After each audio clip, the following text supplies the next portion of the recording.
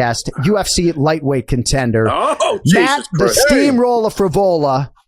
And I call you a contender because you're on a winning streak right now. It's great to see you, and we're going to get into a lot of different things today. I had my Team Steam shirt on last week, so I wasn't going to run it back consecutive episodes, but it's good to see you, brother. How you doing? Yeah, doing good. How you guys doing? We're doing great, man. Yeah. So your beard looks good. And before we get into Matt Frevola, because this is a beautiful, unbelievable story to me. But I'll tell you, the guy yesterday in the gym, Frevola, tell him, how was the ambiance in the gym yesterday? The sparring, Kenny, was unbelievable between, Pompos, Armando, Steve Lee, Nas, Frevola, the kid Montalvo, Levon. It's you know what I loved about yesterday, Matt? It started with guys with the least experience who were good up to the next level, and the guys with the most fights. Probably, the kid's got a shitload of fights. Oh yeah, but that's and the other kid, Levon, might have. What are they saying? He has 200 kickboxing fights. Kenny, the atmosphere was crazy. Nas and Matt went at it yesterday. The whole gym is clapping. The ambiance was unbelievable. So shout out to all the guys yesterday. They kind of put on the show. I had a couple of privates. I charged them extra, like they were at a fight. I said, "Don't think you're leaving. It's another $150. You had a ringside seat. Come on." One of the awesome things about our gym. Like every Saturday, everybody gets their hard sparring in, and it's like smokers. It's like two guys take the cage and they spar hard for 3 5s, and everybody's around the cage watching, cheering on. And I think it's huge, especially for these young guys coming up. Like I say, they're smokers. It's not sparring. They are smokers, 100%. Right. And that gets you used to the Apex because it's the same exact thing.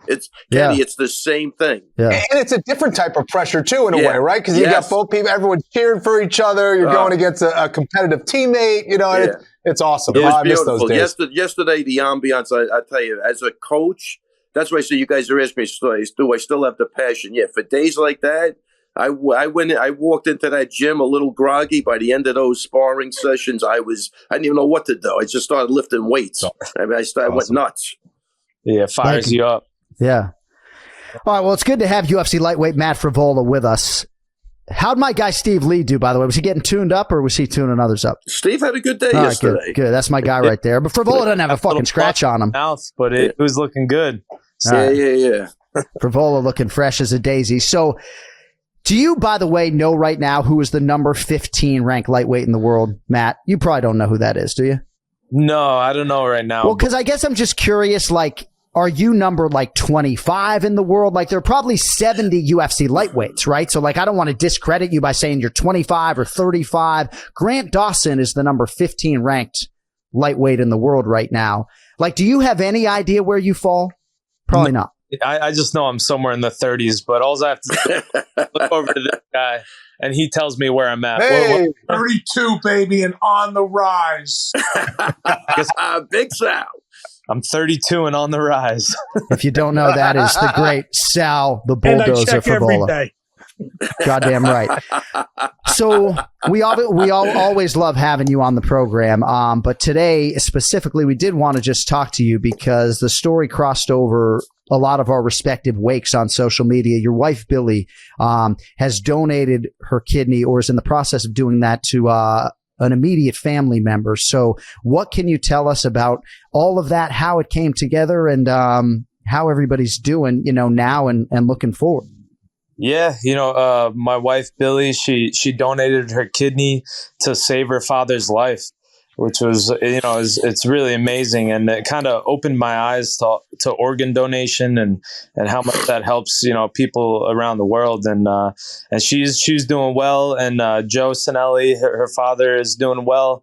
And everybody's in recovery. And, he's got a new lease on life. He's going to be able to hang out with the grandkids. And we're real happy about that. I'm so proud of my wife.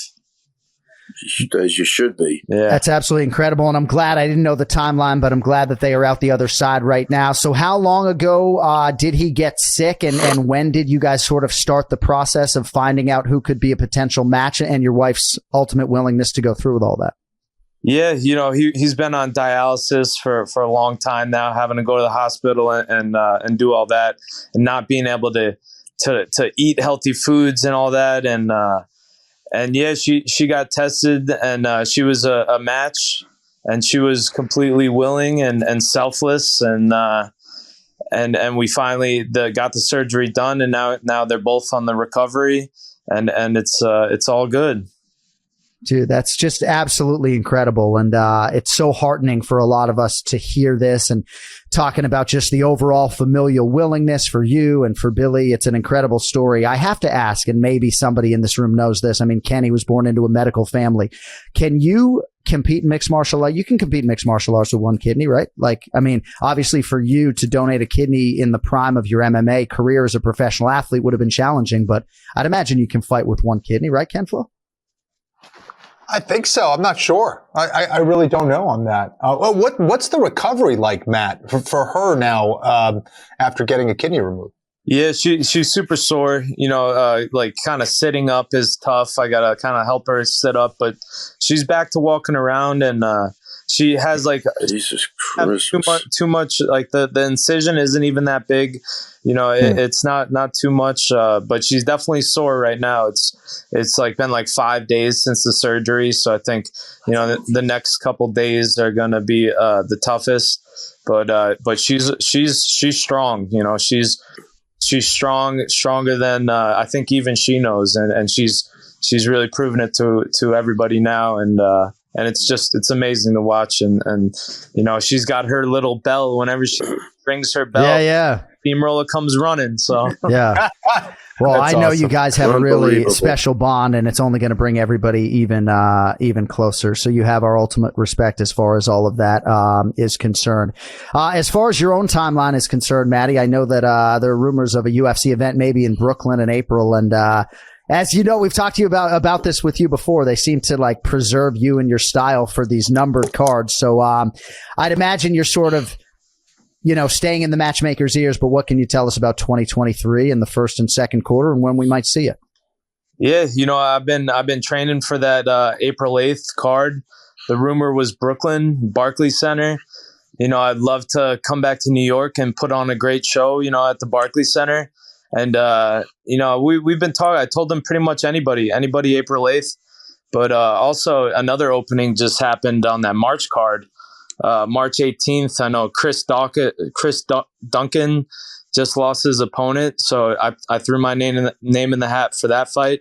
That guy had a crazy fight with our teammate Charlie, so it'd be nice to get that one back for the team. And a trip to London does not sound bad. I love it. All right. Well, hey, if my twin brother doesn't come, maybe you use my 2 tickets as well for bowl if you end up fighting over there. All right. Before we let you go, I got to get your thoughts on this. And again, appreciate your time on a Sunday. Yeah. Sorry, my mic keeps cutting out today. I don't understand exactly why it's turning off on its own, but I would encourage anybody out there. I know we all have our own beliefs, but I am an organ donor on my Florida license, and I would encourage anybody to strongly consider doing that. But all right, so Daniel Cormier is my dear friend and broadcast partner, but he says a lot of ridiculous things. Like he said Zhang Weili is the greatest athlete of all time, and that actually is holding up pretty well. Like I can sit here and say Zhang Weili maybe is top 5 man or woman I've ever seen. That one's holding up well. But Maddie, he said if Alexander Volkanovski beats his teammate Islam Makhachev, it'll be the biggest upset in UFC history. So to say that a guy who's won like 22 consecutive fights would be pulling off the biggest upset in UFC history, however much the size discrepancy, to me, it sounds ignorant. So I know for you, Matt, maybe. See, the word ignorant sounds like I'm taking a shot at DC. It's not. Of course not. But what just... No, mate, stupid ass would have been better. Well, no, maybe it's like a hot take for ratings. I don't know. But Matt, maybe for you, right? Like Matt Frevola is a lightweight contender. So perhaps you would have liked to see. No. God, I'm getting myself in trouble today. Hey, Matt, maybe you would have liked to see a lightweight be the guy who Islam defends the belt for the first time against, and not a featherweight coming up. But how do you handicap Volkanovski's chances overall and his chances against, versus Beneil Dariush? Yeah, I don't agree with that statement either. Volk isn't Volk like the number 1 pound for pound right now? Maybe the number one pound for pound fighter in the world. I don't know. Yeah. How could you say that if he wins, it's the biggest upset? I know Islam's good, but he has been beat. He lost his UFC debut. But I'm interested in that fight. Like, I want to see. I think I like watching people chase greatness. Like when Stylebender went up to challenge Blachowicz, even in a losing effort, I really respected that he went up and he went for it. And that's what Volk's doing. He's going to go up a weight class and he's going to chase greatness. So you can't not root for that. All right, Matt The Steamrolla Frevola. You can check him out, by the way, for the merchandise on millions.co. All sorts of good Team Steam designs are out there, and I hope to see you either in London or in New York. But please send our best to your inspirational wife, Billy. And, we appreciate just the whole good-natured, tight-knit core of your family. And I don't know, man, it's a pretty special thing. We wanted to highlight it today. So and Matty, I'm saying this because I want to be held accountable. I'll be there around 6:30. I'm bringing dessert, so don't save it, man. So tell Big Sal I'm coming over finally. There you go, he's coming. Yo, baby, Big Sal, I'll be there, Sal. Get me a recline. Sal, get the recliner ready. I might not leave. Yeah, and the amount of support that I made that post, I'm always a little iffy about putting too much personal family stuff out there in the social media world, but the amount of support and that people are saying is really, really lifting her spirits. And actually, Alex Cohen, Steve Cohen's wife, hit me up about my wife and was really about it. And then we got an invite to the Islanders game on the 27th in the owner's suite. So she's pumped about that too. And I gotta keep this relationship with the Cohens going. I wanna tell Steve Cohen or tell Steve Cohen to hit up Dana and teach him how to take care of his athletes.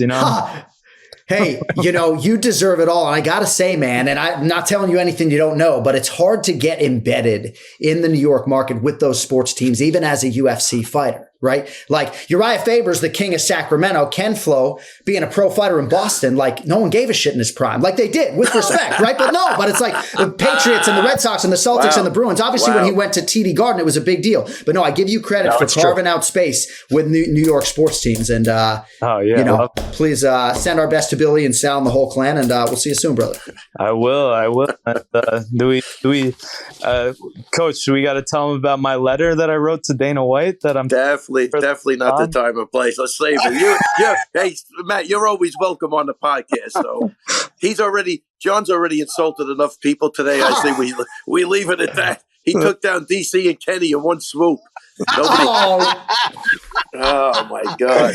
I'm rocked right now. I'm rocked. Someone just stopped the fight. I don't know what's happening. All right. Well, I guess we'll take Longo's word for it. Maddie, let's save it. Let's save it. And next time, go ahead, Matt. I know I broke some news. You guys said that the UFC April 8th is going to be in Brooklyn. Hopefully that's true.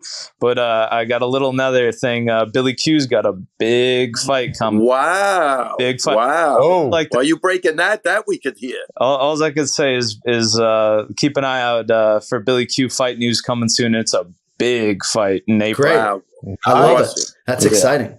I want to wait, hold on, Matt. That's in April. Yeah, it's going to be in April. I'll tell you when I see you, but it's good. Can you get on that freaking card, please? Hey, let's go. Ready? We're getting on that card. Whether we go to all right, awesome. Or we're going to bring the house down in Brooklyn. You know how we do, Coach. Awesome, man. All right, let's do it, man. All right, hey, enjoy the rest of your Sunday, Matt. We appreciate the time. Next time you come on, there'll be no Ray Longo to cut you off. So. No.